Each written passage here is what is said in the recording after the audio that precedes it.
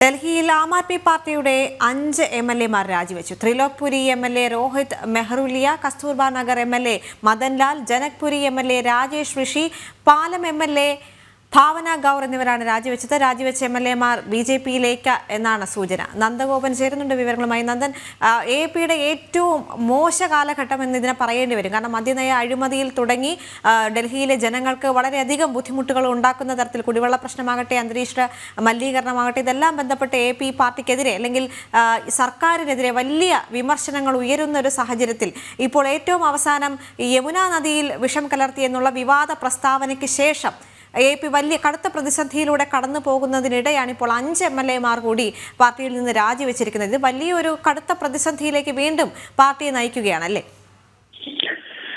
ദേവിക, ഇപ്പോൾ ഏറ്റവും ഒടുവിൽ ലഭ്യമായ വിവരങ്ങൾ പ്രകാരം 7 എംഎൽഎമാർ, ആം ആദ്മി പാർട്ടിയുടെ ഡൽഹിയിലെ 7 എംഎൽഎമാരാണ് ഇപ്പോൾ രാജിവെച്ചിരിക്കുന്നത്. ത്രിലോക്പുരി എംഎൽഎ രോഹിത് മെഹ്റുലിയ, അതേപോലെ തന്നെ Kasturba Nagar MLA Madanlal, Janakpuri MLA Rajesh Rishi, Palam MLA Bhavna Gaur, അതേപോലെ തന്നെ Adarsh Nagar MLA Pawankumar, Mehrauli MLA Naresh Yadav, Bijwasan MLA Bhupendra Singh Joon എന്നിവരാണ് രാജിവെച്ച 7 എംഎൽഎമാർ.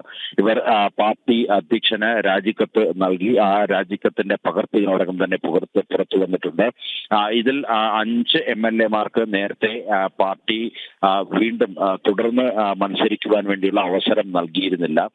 ഇതിൽ മാത്രമല്ല, മെഹ്റോളി എംഎൽഎ നരേഷ് യാദവ്, അദ്ദേഹം 2 തവണ ആം ആദ്മി പാർട്ടി ടിക്കറ്റിൽ അവിടെ മത്സരിച്ചിട്ടുണ്ട്. 3-ാം തവണയും അദ്ദേഹത്തിന് ടിക്കറ്റ് അല്ലെങ്കിൽ മത്സരിക്കാൻ സ്ഥാനാർത്ഥിത്വം ലഭിച്ചതായിരുന്നു. ആം ആദ്മി പാർട്ടി തന്നെ അത് നൽകിയതായിരുന്നു. എന്നാൽ അദ്ദേഹം അത് നിരസിക്കുകയായിരുന്നു. ഈ രാജിവെച്ച എംഎൽഎമാർ ഇപ്പോൾ ബിജെപിയോടൊപ്പം ചേരുന്നു എന്നുള്ള വിവരങ്ങളും ലഭ്യമാകുന്നുണ്ട്. ഏതായാലും നേരത്തെ ദേവിക സൂചിപ്പിച്ച പോലെ തന്നെ ആം ആദ്മി പാർട്ടിയുടെ വളരെ കഷ്ടസമയത്തിലൂടെയാണ് ഇപ്പോൾ അവർ കടന്നുപോയിക്കൊണ്ടിരിക്കുന്നത്. പ്രത്യേകിച്ച് ഡൽഹിയിൽ ഇപ്പോൾ നിയമസഭാ തെരഞ്ഞെടുപ്പ് നടക്കാനിരിക്കുന്നു.